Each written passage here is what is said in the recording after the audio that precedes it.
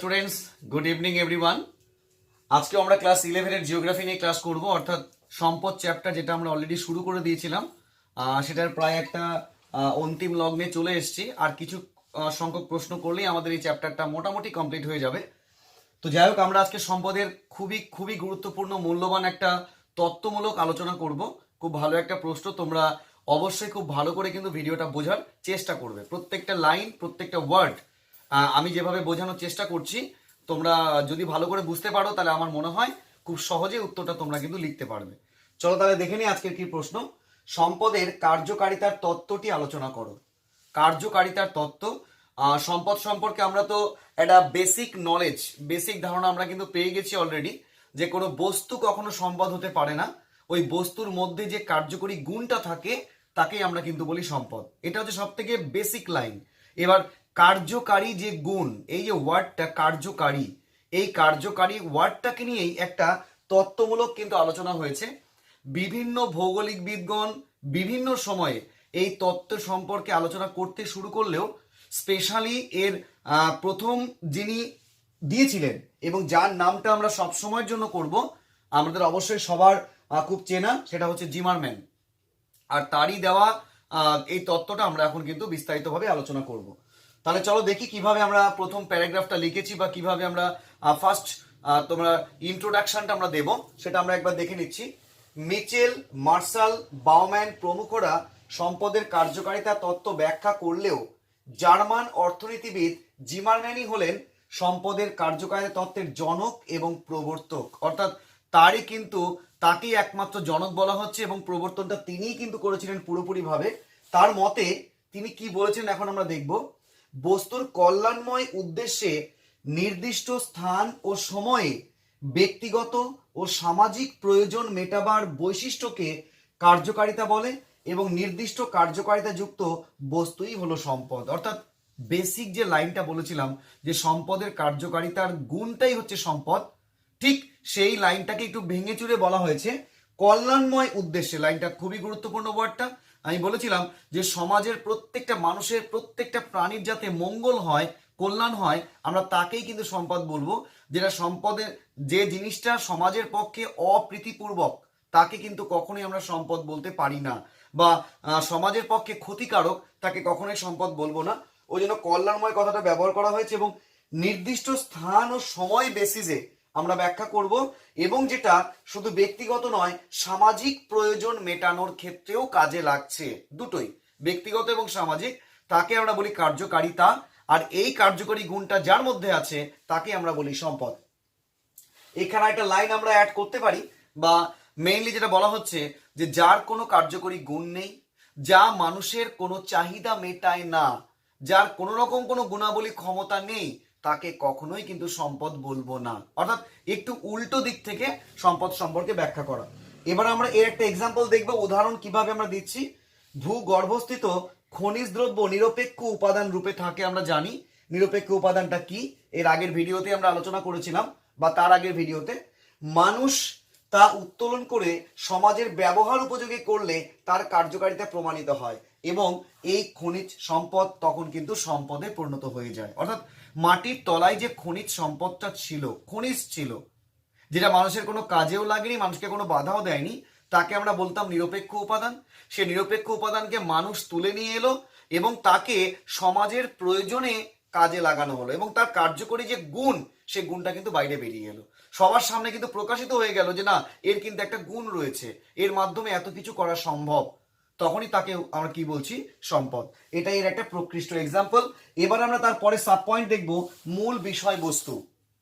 বেশ কয়েকটা sub point রয়েছে, তোমরা অবশ্যই শেষ পর্যন্ত ভিডিওটা তোমরা অত্যন্ত মনোযোগ সহকারে দেখবে, তাহলে তোমাদের এই কনসেপ্টটা অনেকটাই ক্লিয়ার হয়ে যাবে। দেখো, মূল বিষয়বস্তুর মধ্যে 6খানা পয়েন্ট রয়েছে, আর এই 6খানা পয়েন্টকে আমি খুব সুন্দরভাবে ব্যাখ্যা করার চেষ্টা করছি। নাম্বার 1, কোনো বস্তু বা পদার্থের মঙ্গলময় অভাবমোচন কার্যকরী ক্ষমতা ও উপযোগিতা হলো সম্পদ। আবার সেই বেসিক লাইনটাই, মঙ্গলময় অভাব মোচনকারী ক্ষমতা এবং কার্যকরী ক্ষমতা, সেটাই হচ্ছে আমাদের সম্পদ। 2 নম্বর, মানবীয় গুণ বা সংস্কৃতির কার্যকরী ক্ষমতা থাকলে তা সম্পদে পরিণত হয়, যা আবার কার্যকারিতাকে বৃদ্ধি করে। লাইনটা আবারও করছি, মানবীয় গুণ বা সংস্কৃতি কি বলা হচ্ছে? শিক্ষা, জ্ঞান এবং বুদ্ধি। এদেরকে তো অবশ্যই আমি সম্পদ বলবো, কারণ এর একটা কার্যকরী গুণ রয়েছে। শুধু সম্পদ নয়, এরা অন্য সম্পদের কার্যকরী গুণকে কিন্তু বাড়াতেও পারে। এবার তুমি বুদ্ধি দিয়ে, বিদ্যা দিয়ে, জ্ঞান দিয়ে কোনো কিছুর কার্যকরী ক্ষমতাটাকে কিন্তু অনেকটাই বাড়িয়ে তুলতে পারো। যেমন মোবাইলটার কথা বলি আমরা, মোবাইলটা একটা সম্পদ, অবশ্যই তার কিন্তু কার্যকরী গুণ আছে। কিন্তু প্রথম যখন মোবাইলটা আমরা হাতে পাই, তখন সেই মোবাইল দিয়ে শুধু কথা বলতে পারতাম, আর কিন্তু বাকি কাজগুলো কিন্তু হতো না। এখন মোবাইলে হয় না এমন কোনো কাজ নেই। তোমরা সবাই জানো A to Z সমস্ত ফাংশনগুলো আমরা কিন্তু মোবাইলের মধ্যে পেয়ে যাচ্ছি। মানে মানুষের বুদ্ধিটাকে কাজে লাগিয়ে, জ্ঞান বিদ্যাটাকে কাজে লাগিয়ে তার ফাংশনাবিলিটি অর্থাৎ তার উপযোগিতা, তার ব্যবহারযোগ্যতা, তার পরিধিটা কিন্তু অনেকটাই বাড়ানো হয়েছে, তার ক্ষমতাকে কিন্তু অনেক বেশি প্রকাশ ঘটানো হয়েছে। এটা হচ্ছে আমাদের সেকেন্ড পয়েন্ট, যে মানবীয় গুণ বা সংস্কৃতির কার্যকরী ক্ষমতা থাকলে তা সম্পদে পরিণত হয়, বা যা আবার সম্পদের কার্যকারিতাকে বৃদ্ধি করতেও সাহায্য করে। নেক্সট 3 নাম্বার, মানবীয় গুণাবলী সম্পদ সমাজের বহুমুখী চাহিদা, আর্থসামাজিক লক্ষ্য, প্রশাসনিক দক্ষতা সম্পদের কার্যকারিতাকে পরিবর্তনশীল এবং গতিশীল করে তোলে। পরিবর্তনশীল এবং গতিশীল অর্থাৎ সম্পদ যেভাবে চলছিল তার মোডটাকে চেঞ্জ করে দেওয়া, এবং বলা হচ্ছে গতিশীলতা, তার স্পিডটাকে বাড়িয়ে তোলা। কোন কোন বিষয়গুলো এখানে কার্যকরী ভূমিকা নিচ্ছে? নাম্বার 1, মানবীয় গুণাবলী, মানে মানুষের সমস্ত গুণ। যে মানুষের মধ্যে যা গুণ রয়েছে, অবশ্যই পজিটিভ, পজিটিভ দিক থেকে আমরা দেখতে অবশ্যই ভাববো, সেই পজিটিভ দিকগুলোর জন্য সম্পদের কিন্তু গুণগত মান বেড়ে চলেছে।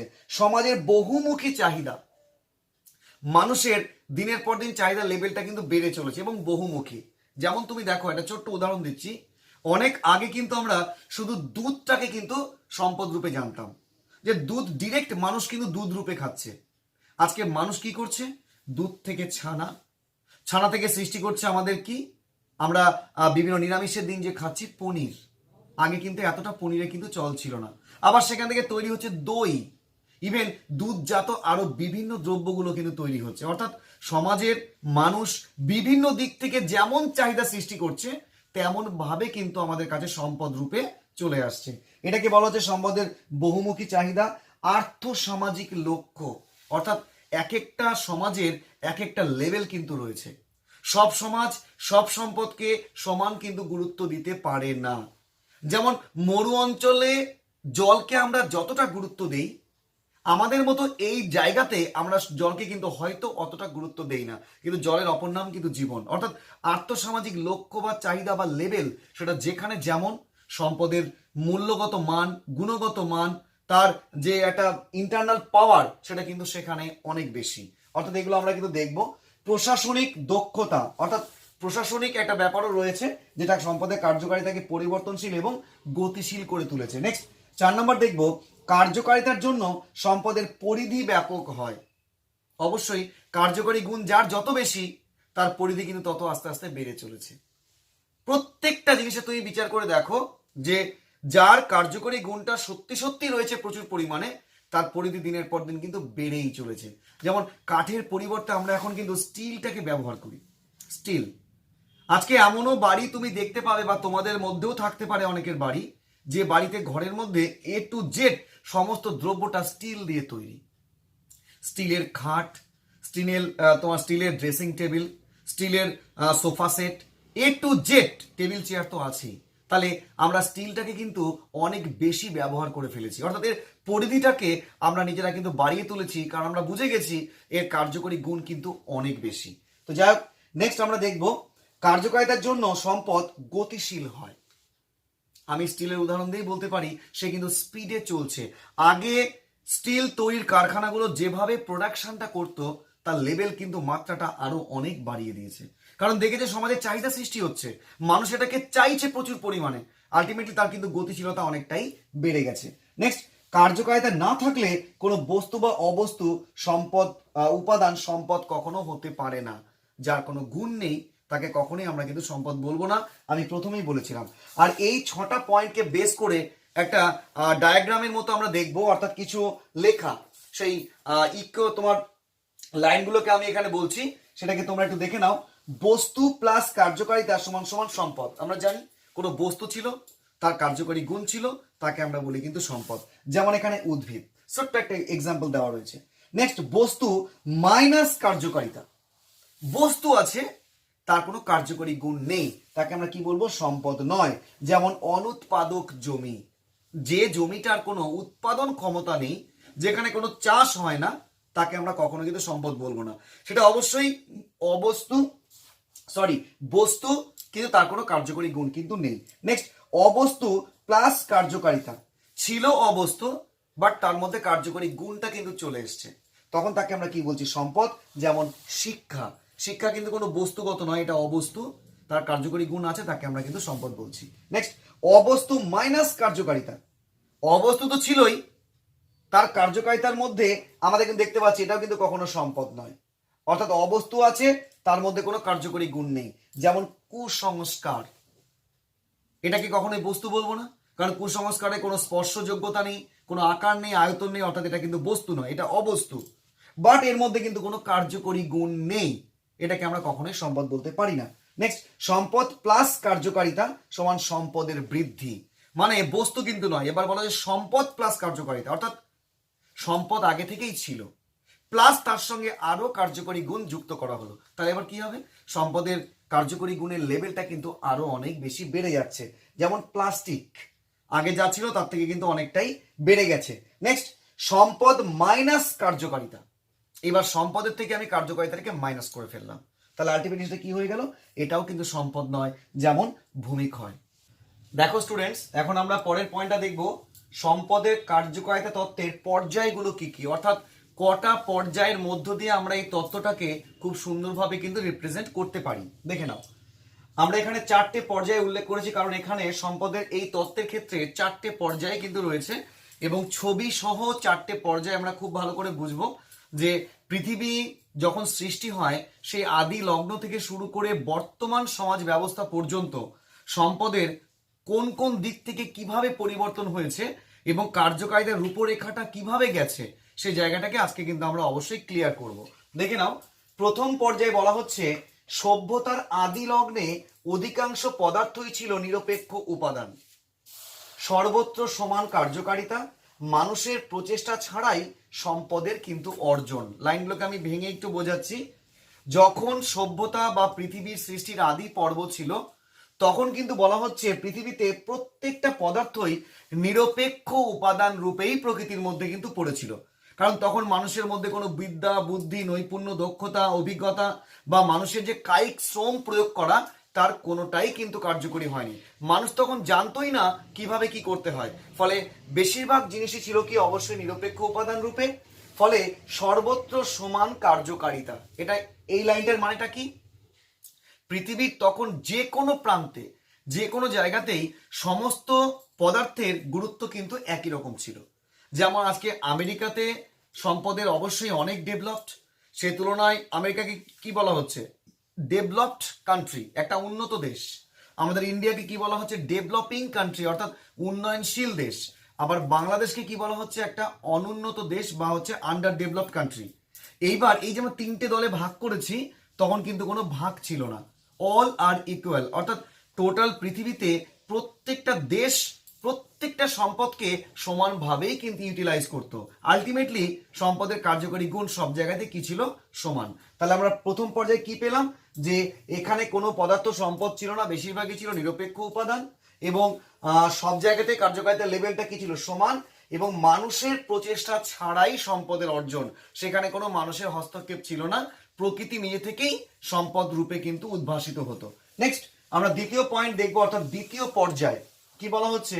সম্পদ মানুষের কায়িক শ্রম দ্বারা অর্জিত, সম্পদের কার্যকারিতা বৃদ্ধি। কায়িক শ্রম, অর্থাৎ সম্পদ দ্বিতীয় স্টেজে কি বলা হচ্ছে? মানুষের শুধুমাত্র কায়িক শ্রমের মাধ্যমেই অর্জন করা ছিল, কোনো সংস্কৃতি কিন্তু ছিল না, অর্থাৎ জ্ঞান, বিদ্যা, বুদ্ধি ছিল না, ছিল শুধু কি?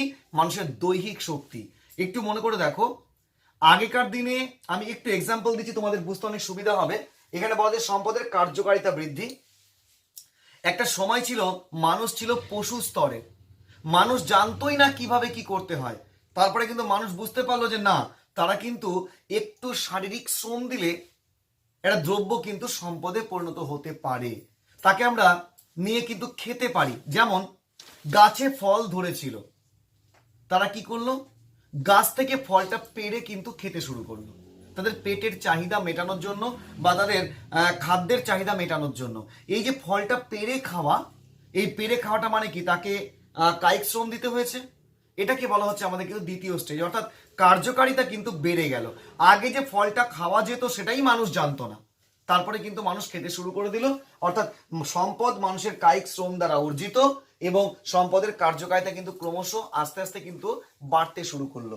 তৃতীয় স্টেজ 3 নম্বরে কি বলা হচ্ছে, মানুষের কারিগরি দক্ষতা ও প্রযুক্তির দ্বারা সর্বাধিক সম্পদের উৎপাদন।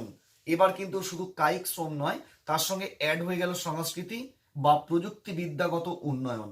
এটা যখনই প্রয়োগ হয়ে গেল, সম্পদ কিন্তু প্রচন্ড স্পিডে গতিশীলতার মধ্য দিয়ে সে কিন্তু এগিয়ে চললো কার্যকারিতার দিক থেকে। সম্পদের সর্বোচ্চ কার্যকারিতা, সবচেয়ে বেশি কার্যকারিতা এই স্টেজেই আমরা দেখতে পাবো এবং অধিকাংশ নিরপেক্ষ উপাদানের সম্পদে কিন্তু রূপান্তরকরণ, অর্থাৎ সম্পদে পরিণত হয়ে যাওয়া। পৃথিবীতে বেশিরভাগ নিরপেক্ষ উপাদানই এবার কি হলো, সম্পদে কিন্তু পরিণত হয়ে গেল। মানুষ তার চাহিদা মতো সম্পদ থেকে নতুন সম্পদ তৈরি করতে শুরু করে দিল, অর্থাৎ সম্পদ তো ছিলই, এবার নতুন নতুন করে আরো সম্পদে কিন্তু পরিণত করলো। যেমন দেখো, আমরা আখ, ছোট্ট একটা উদাহরণ দিচ্ছি, আখ চাষ করে আখ আমরা তুলে নিয়ে আসলাম, এটা কিন্তু সম্পদ।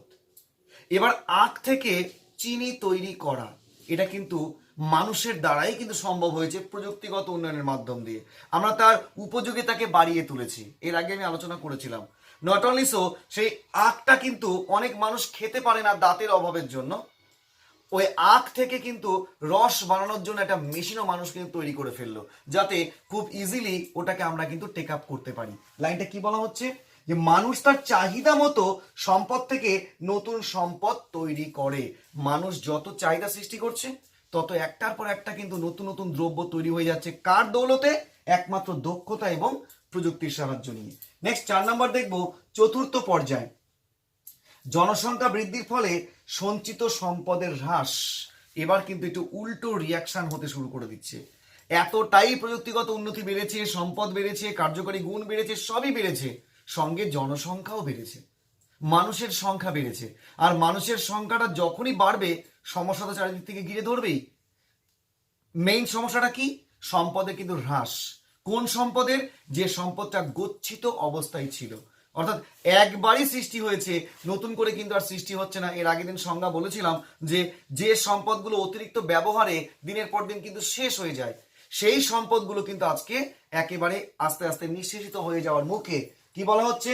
জনসংখ্যা বৃদ্ধির ফলে সঞ্চিত সম্পদের হ্রাস, অর্থাৎ ক্রমহ্রাসমান সম্পদ। এবং বলা হচ্ছে ব্যাপক মাত্রায় পরিবেশ দূষণ। মানুষ এমন ভাবে সম্পদকে ইউটিলাইজ, ব্যবহার করতে শুরু করে দিয়েছে, চারিদিকে এর কিন্তু নেগেটিভিটি ছড়িয়ে পড়েছে, অর্থাৎ পরিবেশের উপরে একটা বিরূপ প্রভাব সৃষ্টি করছে। পরিবেশ দূষণ মাত্রা ক্রমশ কিন্তু বাড়ছে, এটা আমরা সবাই দেখতে পাচ্ছি। সর্বোচ্চ প্রযুক্তির উন্নতি, অবশ্যই প্রযুক্তিগত উন্নতি সর্বোচ্চ স্টেজেই থাকে, সেই লেভেলটাতে মানব উন্নয়ন স্থিতিশীল হয়ে যায়। মানুষের যে একটা ডেভেলপমেন্ট, অর্থাৎ HDI বলে একটা ইন্ডেক্স রয়েছে, হিউম্যান ডেভেলপমেন্ট ইন্ডেক্স। তোমরা উঁচু ক্লাসে উঠলে তখন এই বিষয়গুলো নিয়ে আরো বেশি তোমরা ব্যাখ্যা শুনতে পারবে বা জানতে পারবে, বা সম্ভব হলে আমিও তোমাদের ভিডিওর মাধ্যমে দেখানোর চেষ্টা করবো। HDI একটা গুরুত্বপূর্ণ সেক্টর, সেই HDI এর মানটা কিন্তু স্থিতিশীল, ফিক্সড হয়ে যায়। আর HDIটা হচ্ছে কোনো একটা কান্ট্রির, কোনো একটা দেশের অর্থনৈতিক উন্নতির একটা মূল চাবিকাঠি, মূল একটা জায়গা। তো যাক, সেটা কিন্তু অনেকটা ফিক্সড হয়ে যায়। সব ঠিক আছে, কোনো সমস্যা নেই, সমস্যা একটাই জায়গাতে, সেটা হচ্ছে কি, জনসংখ্যা বেড়ে যাওয়ার জন্য চারিদিকে পরিবেশ দূষণের মাত্রা বেড়ে যাওয়া এবং গচ্ছিত সম্পদের পরিমাণটা কিন্তু দিনের পর দিন কমে যাওয়া, এটা হচ্ছে মূল সমস্যা। নেক্সট, এই 4টে পয়েন্ট আমরা আলোচনা করলাম, এই 4টেকে বেস করে 4টে ছবি রয়েছে, আমরা একটু স্মৃতিচারণ করব এবং ছবিগুলোকে বুঝবো। প্রথম ছবি দেখো, আমি প্রত্যেকটা ছবি একটা কমন ফাংশনটা আগে বুঝিয়ে দিই। একটা উলম্ব অক্ষ, একটা হচ্ছে অনুভূমিক অক্ষ, প্রত্যেকটার ক্ষেত্রে দেখো তাই রয়েছে। এই উলম্ব অক্ষে রয়েছে প্রকৃতি, আর অনুভূমিক অক্ষে রয়েছে প্রথমটাতে মানুষ। তারপরে কি বলেছে, দ্বিতীয় স্টেজে মানুষের শুধুমাত্র কায়িক শ্রম। তৃতীয়টায় রয়েছে মানুষের শ্রম এবং তার সঙ্গে প্রযুক্তি বা সংস্কৃতি। আর লাস্ট 4 নম্বর রয়েছে মানুষের শোষণ, অর্থাৎ মানুষ কতটা নিয়ে নিচ্ছে, শোষণ করে ফেলছে। এবার প্রথমটার ফাংশনটা কি? নিরপেক্ষ উপাদান এবং সমান কার্যকারিতা। এখানে নিরপেক্ষ উপাদানের পাশাপাশি তোমরা এই কথাটা উল্লেখ করতে পারো, সমান কার্যকারিতা, অর্থাৎ পৃথিবীর সব জায়গাতে এই কার্যকারিতা হচ্ছে সমান। দ্বিতীয় স্টেজে বলছে স্বল্প সম্পদ সৃষ্টি, খুব সামান্য পরিমাণ সম্পদ সৃষ্টি হবে। তৃতীয় ক্ষেত্রে বলা হচ্ছে, দেখো তীর চিহ্নটা এইভাবে দিয়ে কিন্তু আমি এইভাবে তীর দিয়েছি, অর্থাৎ ঊর্ধ্বমুখী। কি বলা হচ্ছে? সম্পদ সৃষ্টির হার সর্বোচ্চ, অর্থাৎ সব থেকে বেশি মাত্রায় কিন্তু সম্পদ সৃষ্টি হচ্ছে। এবং 4 নাম্বার স্টেজ চতুর্থ পর্যায়ে বলা হচ্ছে, এটা কিন্তু নিচের দিকে তীরটা নেমে গেছে। এটা কি বোঝানো হচ্ছে? ক্রমহ্রাসমান সম্পদ, অর্থাৎ সম্পদের পরিমাণটা দিনের পর দিন কিন্তু কমে যাচ্ছে। তাহলে আমরা কিন্তু তত্ত্বটার সঙ্গে রিলেটেড যে একটা পয়েন্ট অর্থাৎ পর্যায় সেটা আমরা আলোচনা করে ফেললাম। এবার আমরা ব্যাখ্যা করব এই উত্তরের লাস্ট স্টেজ, লাস্ট পর্যায় বা লাস্ট পয়েন্ট, অর্থাৎ কার্যকারী তত্ত্ব কিন্তু পরীক্ষাতে একটা ব্রড কোশ্চেন আসবে যার মান 5, 6 অথবা 7, যে কোনো একটা মানের কিন্তু প্রশ্ন আসতে পারে। তো সেই ফাংশনটা নিয়ে আমরা আলোচনা করব আজকে। নিয়ন্ত্রক অর্থাৎ কোন কোন বিষয় দ্বারা এই কার্যকারিতার লেভেলটা চেঞ্জ হচ্ছে, নিয়ন্ত্রিত হচ্ছে, আমরা দেখে নেব। তার মধ্যে নাম্বার 1 বলা হচ্ছে চাহিদা, ডিমান্ড, খুব মূল্যবান পয়েন্ট। মানুষের চাহিদা অনুযায়ী সম্পদের রূপ কিন্তু পরিবর্তন হচ্ছে, সম্পদ সৃষ্টির হার কিন্তু পরিবর্তন হচ্ছে, সম্পদের তোমার গুণগত মানের কিন্তু চেঞ্জ হয়ে যাচ্ছে। কি বললাম? চাহিদার ভিত্তিতে। যে এলাকায় চাহিদা বেশি সেখানে সম্পদের অবশ্যই প্রোডাকশন বেশি, উৎপাদন বেশি। যেখানে চাহিদা কম সেখানে সম্পদের কিন্তু উৎপাদনও কমে যাচ্ছে। আর সম্পদের চাহিদা অনুযায়ী মানে মানুষের চাহিদা অনুযায়ী সম্পদের গুণগত মানেরও কিন্তু পরিবর্তন ঘটে যাচ্ছে। তাহলে সব থেকে মূল্যবান পয়েন্ট আমরা কি দেখতে পাচ্ছি? চাহিদা। শহর এলাকাতে প্রত্যেকটা দ্রব্য এত কেন চলে, এত কেন বিক্রি, এত কেন সেল? কারণটা হচ্ছে মানুষের সেখানে চাহিদা কিন্তু অনেক বেশি। আবার তুমি গ্রামে চলে আসো, দেখবে সেই সম্পদেরই চাহিদা কিন্তু অনেকটাই কমে গেছে। জাস্ট একটা এক্সাম্পল দিচ্ছি, ফাস্ট ফুডের দোকানগুলো, এগ রোল, চাউমিন, মোগলাই আমরা সবাই খুব পছন্দ করি, চপ, সিঙ্গাড়া ইত্যাদিগুলো। আজকে শহর এলাকাতে যাও, 90% মানুষ কিন্তু সন্ধ্যাবেলা টিফিন করছে এই সমস্ত ফাস্ট ফুডগুলো দিয়ে। আলটিমেটলি সেখানে সম্পদের প্রোডাকশন কিন্তু অনেকটা হাই। আবার তুমি গ্রামে চলে আসো, এগুলো কিন্তু খুব একটা ব্যবহার কিন্তু নেই। তো যাই হোক, নেক্সট আমরা দ্বিতীয় নাম্বার দেখবো প্রযুক্তি ও জ্ঞান। খুবই স্বাভাবিক, প্রযুক্তি এবং জ্ঞানগত মানের ওপর ডিপেন্ড করে, লেভেলের ওপর ডিপেন্ড করে সম্পদের তৈরির ধরনটাই পাল্টে যাচ্ছে। যেখানে প্রযুক্তি হাই কোয়ালিটির, যেখানে মানুষের বিদ্যা বুদ্ধি জ্ঞান অনেকটা উচ্চ লেভেলের, সেখানে সম্পদটা অনেক হাই লেভেলের তৈরি হচ্ছে। আর যেখানে অবশ্যই এটা কম সেখানে সম্পদের উৎপাদনও কমে যাচ্ছে। তাহলে আলটিমেটলি চাহিদাও যেরকম, প্রযুক্তি জ্ঞানটাও কিন্তু অনেকটাই সেই রকম লেভেলটাই ইন্ডিকেট করছে। নেক্সট 3 নম্বর বলা হচ্ছে সময়। সময় মানে হচ্ছে কি? কোন সময়ের মধ্য দিয়ে আমরা যাচ্ছি। অনেক আগে আমরা যে সময়টা পার করে এসেছি, আমরা পার করিনি, আমাদের বাবা বা ঠাকুরদাদা বা তারও বাবা, তার দাদু, মানে আরো অনেক পেছন দিকে চলে যাও, তখন সমাজটা যেভাবে চলতো আজকে কিন্তু সমাজ সেইভাবে চলছে না, বা আগামী 100 বছর পরে সমাজের কিন্তু আরো পরিবর্তন হবে। জাস্ট এই সময়ের কথা বলা হচ্ছে। সময় যেমন, সম্পদের ব্যবহারটাও কিন্তু তেমন, সম্পদ সৃষ্টির হারটাও কিন্তু তেমন। আগে যেভাবে কোনো সম্পদের যেরকম উৎপাদন ছিল এখন কিন্তু অনেকটাই পাল্টে গেছে, অনেকটাই কিন্তু পরিবর্তন হয়ে বেড়ে গেছে। তার পেছনে একটা জনসংখ্যার ফাংশনও রয়েছে। তাহলে বুঝতেই পারছো সময়টা অনেক বড় একটা ফ্যাক্টর। নেক্সট 4 নাম্বার বলা হচ্ছে লাস্ট পয়েন্ট, স্থান। কোন প্লেস, কোন জায়গাতে আমরা রয়েছি। কিছুক্ষণ আগেই বললাম শহরে এবং গ্রামের তোমার উদাহরণ দিয়ে, সেখানে আমরা এর আগেও আরেকটা উদাহরণ দিয়েছি আমি মরু অঞ্চল এবং আমাদের অঞ্চলের জলের এক্সাম্পলটা দিয়ে। সেম ঘটনা কিন্তু এখানে ঘটবে। স্থান অনুযায়ী সম্পদের কিন্তু মাত্রা পরিবর্তন হবে, সম্পদের কার্যকারিতার গুণটা কিন্তু পরিবর্তন হবে। কার্যকারিতা, আবার এই পয়েন্টটাই বলি, মরু অঞ্চলে থর মরুভূমিতে 1 গ্লাস জলের যা কার্যকরী মূল্য, সেখানে আমাদের এখানে সেই মূল্যর কিন্তু কিছুই নেই, যদিও জলটা কিন্তু অনেক মূল্যবান একটা সম্পদ আমরা জানি। তাহলে স্থান অনুযায়ী সম্পদের কিন্তু ভ্যালুয়েশনটা চেঞ্জ হয়ে যাচ্ছে। আজকে এমন একটা জায়গা রয়েছে যেখানে কোনো সম্পদকে গুরুত্বই দেওয়া হয় না, একেবারেই গুরুত্ব দেওয়া হয় না, অথচ অন্য জায়গায় তাকে কিন্তু মারাত্মক লেভেলের গুরুত্ব দেওয়া হচ্ছে। এটাও একটা এক্সাম্পল দিচ্ছি। আমাদের এখানে ছেঁড়া কাপড়, ছেঁড়া কাগজকে আমরা ফেলে দিচ্ছি, কোনো কাজে লাগাতে পারছি না। কিন্তু আজকে তুমি জাপানে চলে যাও, আজকে তুমি শ্রীলঙ্কায় চলে যাও, সেই জায়গাগুলোতে কিন্তু কানাডায় চলে যাও, তারা কি করছে? এইগুলোকে পুরো মাত্রায় কালেক্ট করছে। কালেক্ট করে তারা কিন্তু রিসাইক্লিং প্রসেস মেনটেন করে নতুন করে কিন্তু নিউজ প্রিন্ট বা বিভিন্ন কাগজগুলো কিন্তু উৎপাদন করছে, যেটা আমাদের দেশেও এখন হচ্ছে তুলনামূলক কিন্তু অনেক কম। অর্থাৎ আমাদের দেশে এই জিনিসটাকে যেভাবে ভ্যালু দিচ্ছি তার থেকে অনেক বেশি ভ্যালু দিচ্ছে কিন্তু তারা। তাহলে এখানে একমাত্র মূল ক্রাইটেরিয়াতে কে রয়েছে? স্থান, প্লেস। প্লেস অনুযায়ী সম্পদের কার্যকারিতা কিন্তু চেঞ্জ হয়ে যাবে। দেখো স্টুডেন্টস, এবার কোশ্চেন নাম্বার 2। আমরা এতক্ষণ কিন্তু 1 নাম্বার প্রশ্ন নিয়ে আলোচনা করলাম যে সম্পদের কার্যকারিতার তত্ত্বটি আলোচনা করো। এখন আমরা এর সঙ্গে কিছু শর্ট কোশ্চেনটা পড়ে নেব। আজকে যদিও ভিডিওটা কিন্তু একটু লেন্দি হচ্ছে, ইভেন এর পরবর্তীতে প্রত্যেকটা ভিডিওগুলোই একটু কিন্তু লেন্দি হবে, অর্থাৎ একসঙ্গে আমি বেশ কিছু প্রশ্নগুলো নিয়ে আলোচনা করব। তোমরা অবশ্যই কিন্তু পুরো ভিডিওটা দেখবে, তবেই তোমাদের কিন্তু অনেকটা ভালো হবে। নেক্সট, আজকে 2 নাম্বার প্রশ্ন দেখো, সম্পদ সৃষ্টিতে বাধা বা প্রতিরোধ কাকে বলে, এর শ্রেণীবিভাগ উল্লেখ করো। এর আগের দিন ভিডিওতে আলোচনা করাকালীন সময় বলেছিলাম যে এই পার্টটা নিয়ে একটা ছোট্ট প্রশ্ন হয়। দেখো কি বলা হচ্ছে, যেসব উপাদান সম্পদ সৃষ্টি ও আহরণে প্রতিবন্ধকতা সৃষ্টি করে তাদেরকেই বাধা বা প্রতিরোধ বলে। আমি অলরেডি ব্যাখ্যা দিয়ে দিয়েছি যে কোনো একটা সম্পদ সৃষ্টি করাকালীন সময়ে বিভিন্ন প্রবলেমগুলো কিন্তু এসে অবশ্যই সামনে দাঁড়াবেই, আর সেই প্রবলেমগুলোকে বলা হচ্ছে আমাদের বাধা, আর তাকে ওভারকাম করে আমাদের কিন্তু সম্পদ তৈরি করতে হয়। তো সেই বাধা বা প্রতিবন্ধকতা মানেই হচ্ছে সেই সমস্যাগুলো। সেই সমস্যা কত রকমের হতে পারে দেখে নাও। নাম্বার 1 বলা হচ্ছে 4 প্রকারের সমস্যা রয়েছে বা প্রবলেম বা বাধা রয়েছে। প্রাকৃতিক বাধা, যেমন ঝড়, বন্যা, খরা, ভূমিকম্প, সুনামি, অগ্নুৎপাত ইত্যাদিগুলো। অর্থাৎ প্রাকৃতিকভাবে যেগুলো আসছে, যেগুলো আমাদের সম্পদ সৃষ্টিতে একটা সমস্যা বা বাধা প্রতিবন্ধকতা সৃষ্টি করছে, সেগুলো হচ্ছে প্রাথমিক নাম্বার 1 প্রাথমিক বাধা বা প্রাকৃতিক বাধা। নাম্বার 2 অর্থনৈতিক বাধা, ইকোনমিক্যাল সাইড থেকে যে সমস্ত প্রবলেমগুলো আসে, যেমন মুদ্রাস্ফীতি, যেমন কালো বাজারি, যেমন বলা হচ্ছে দুর্নীতি। দেখো এই যে বর্তমান দিনে আমরা সবাই দেখতে পাচ্ছি আলুর দামটা কিন্তু আকাশ ছোঁয়া।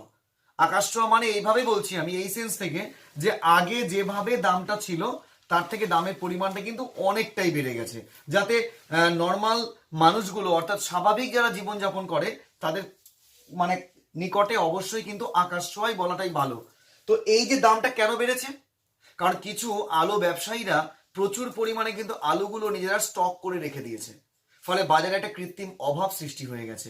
এটা একটা কি ধরনের বাধা? সেটা হচ্ছে মানুষের অর্থনৈতিক বাধা, মানে অধিক টাকা দিয়ে আমাকে কিন্তু দ্রব্যটা কিনতে হচ্ছে। নেক্সট, দুর্নীতি, এটা তো তোমরা সবাই জানো।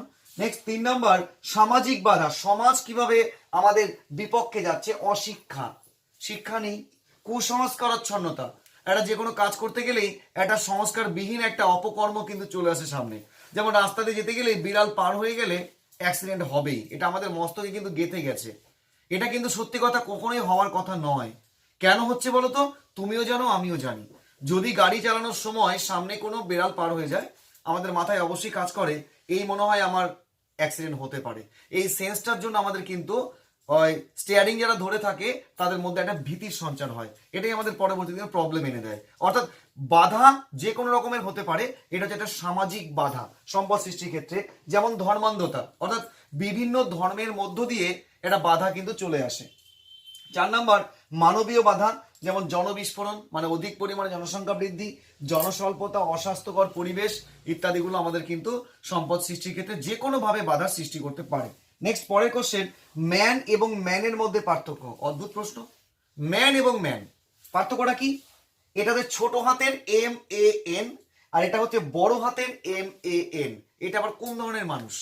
যে দুটোরই মানে কিন্তু মানুষ, তাহলে পার্থক্যটা কি দেখে নিই। চলো দেখো কি বলা হচ্ছে, জ্ঞান, বুদ্ধি ও সংস্কার বিহীন কেবল দৈহিক শ্রমযুক্ত মানুষকে ছোট হাতের ম্যান বা পশু স্তরের মানুষ বলা হয়।